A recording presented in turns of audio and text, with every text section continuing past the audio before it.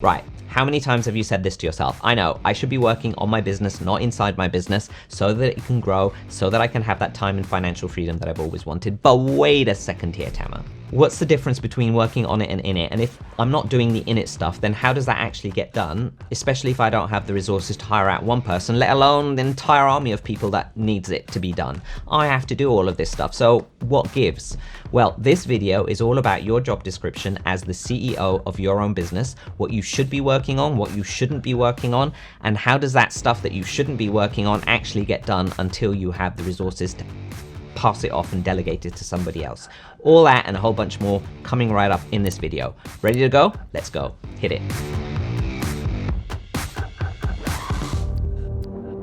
Right, so before we get into the nitty-gritty, I always ask myself, why should I care about this? Why is this important? Well, by working inside your business, you will have a limited capacity. You are actually your biggest sort of obstacle in the way of your own business growth. You know, how ironic, because you go into business and you say, I want to grow it, and I'm going to do it, and then you end up actually getting in your own way. You've got a limited capacity. It's as simple as that. You're human. I mean, in any given day, week or month or year, after all, it doesn't matter. Even if you hopefully become the next Steve Jobs or Elon Musk or whoever, you are only human.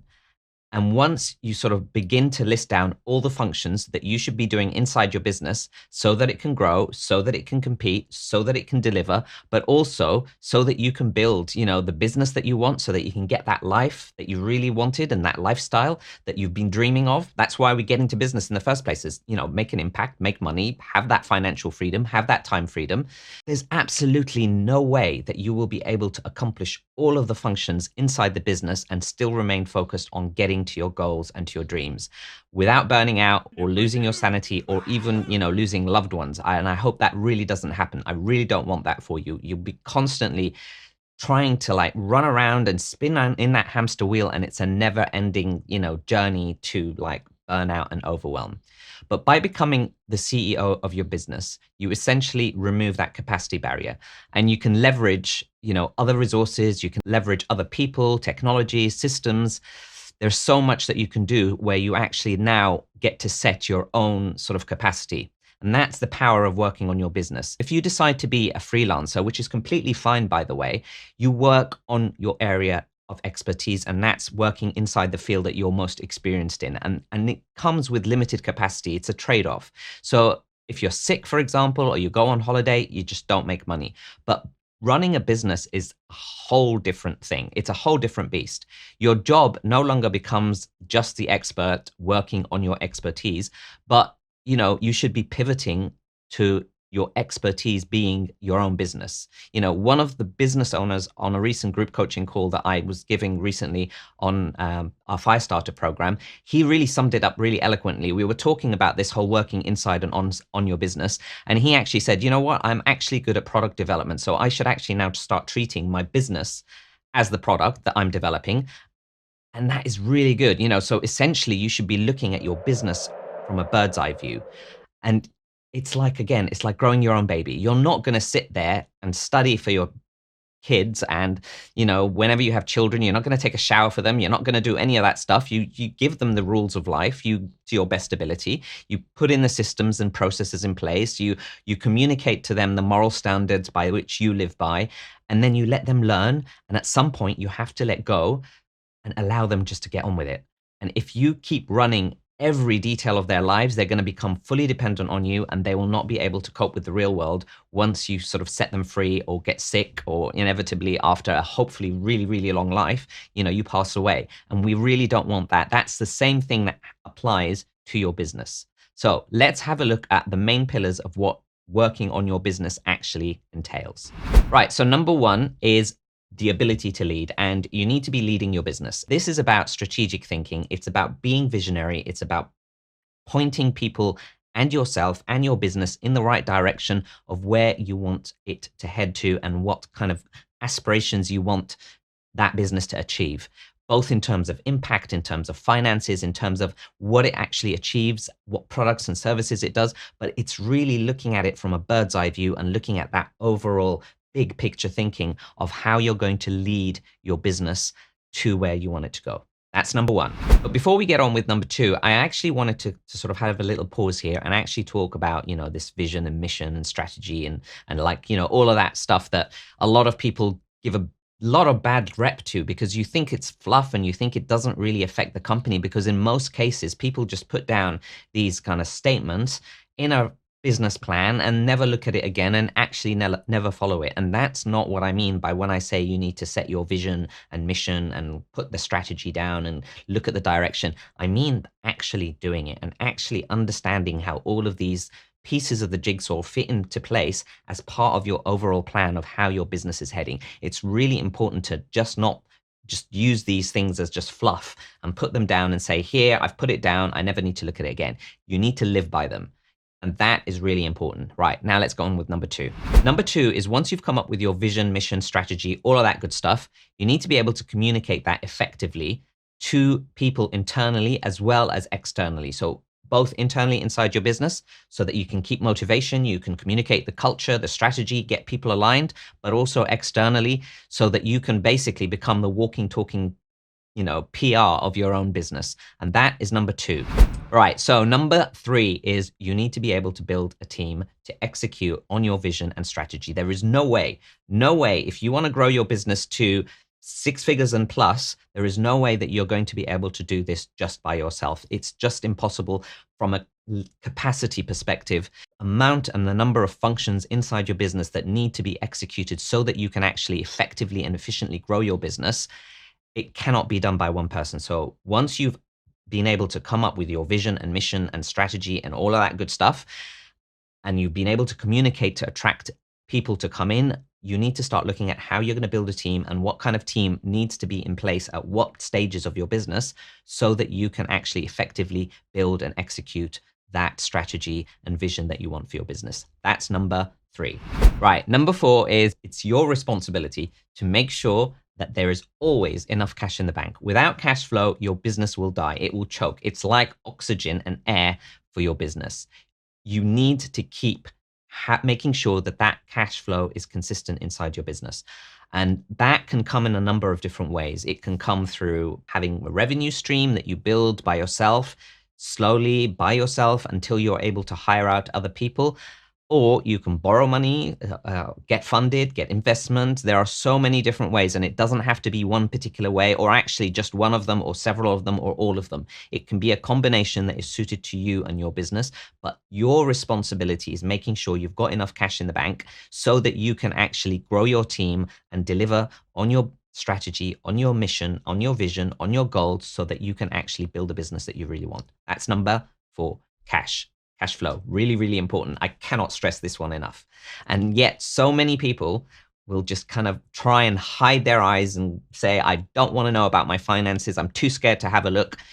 It should be one of your biggest key priorities that you should always be on top of. It doesn't mean that you necessarily have to do all the bookkeeping. That can be outsourced. That can be given to someone else. But you need to understand the numbers and actually have an idea of like forecasting. Okay, so how do I put a budget down? How do I do all of these things so that I can make sure that there's always enough cash inside your business so that you can actually get it to where you want it to be? All right? Okay, let's get on to the next one. Finally, you as the CEO of your own business should be continuously looking at self-development and upskilling yourself, making sure that you've got the right people around you, not only inside your business, but outside your business, in terms of a community of like-minded people, in terms of having the right coaching and mentoring and education, so that you can keep upskilling yourself and understanding what it is like to really run a business. We don't get taught this at school. We get taught how to be employees. We get taught how to fear failure, because if you don't pass these exams and these tests and these things,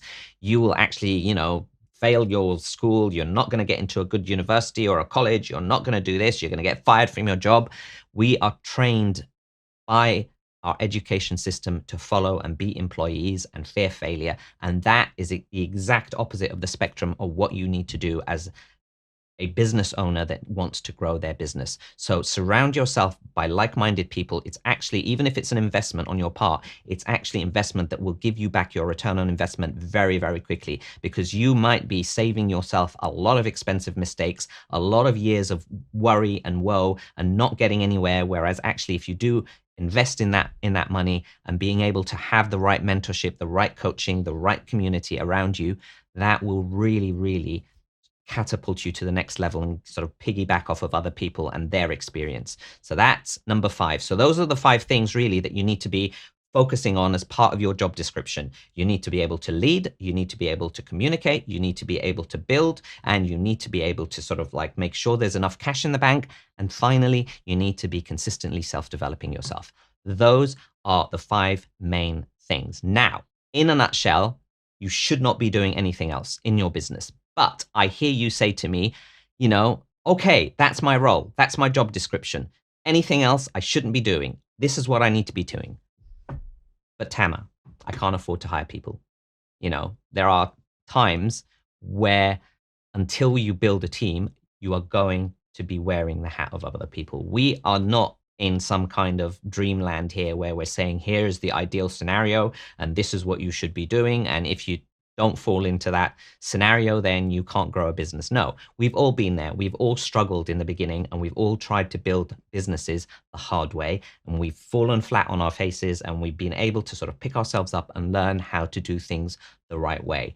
So yes, initially, you might not be able to afford hiring other people, but you need to understand inside your business, what are the functions in your business? I have a video about this up here in terms of understanding the essential functions of your business, but also you need to then say, right, so if these roles and functions need to be performed inside my business, what are the people that need to be doing these particular functions? And then if you say, well, I can't afford any of them, then you say, right, okay, on Wednesday afternoon, I put the hat on of a marketing role. And on Thursday morning, I'm doing my finance. And on Friday afternoon, I'm doing actually my CEO stuff. So you're basically wearing the hat of other people. And then as you're actually growing and starting to bring in revenue, or you could sort of like jump all of that and bring in investment, but you don't need to. So even if you don't have investment or you don't borrow money, you can actually start earning revenue stream at a small scale, and then you start budgeting it. And then you say, right,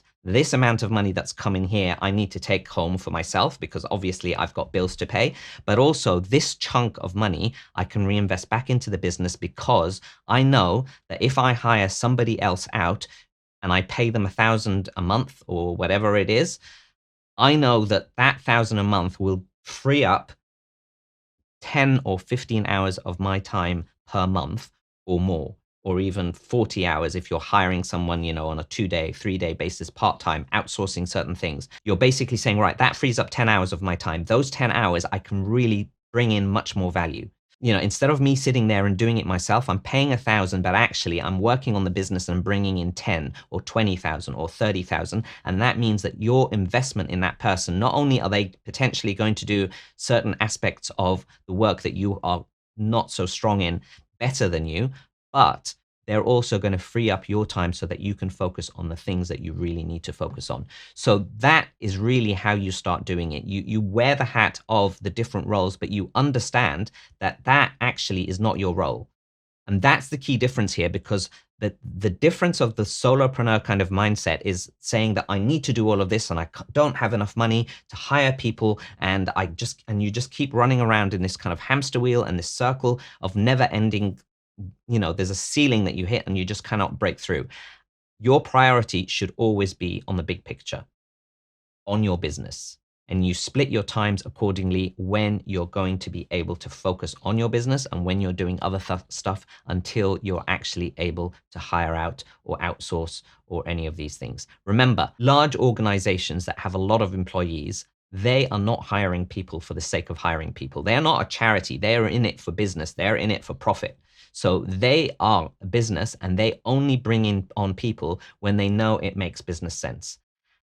But then if you've got an organization that's got 1,000 people or 20,000 people, how are you ever going to compete with as one person? They know that actually by investing, let's say a smaller company, let's not talk about thousands of people, but if they invest in hiring out 20 people, that's still 20 more heads than, you, if you're just working by yourself. And they know that every single time they're investing and hiring out these people, it's a return on investment because they've got the metrics to prove it and show it. So even if you stay up all night, all day, you never sleep, you never take breaks, you're potentially doing the job of 3 people. You know, if you're basically splitting your 24 hours up by like, 8-hour sort of work schedule and you burn out completely, that's still 3 people. There's no way you can compete with a 10 person sort of business. And you're not going to be super productive. So there are a lot of things that I want this video for you to really understand, that the mindset needs to really be on growing the business. And that is the job description as the CEO of your own business. All right? I'll see you next time.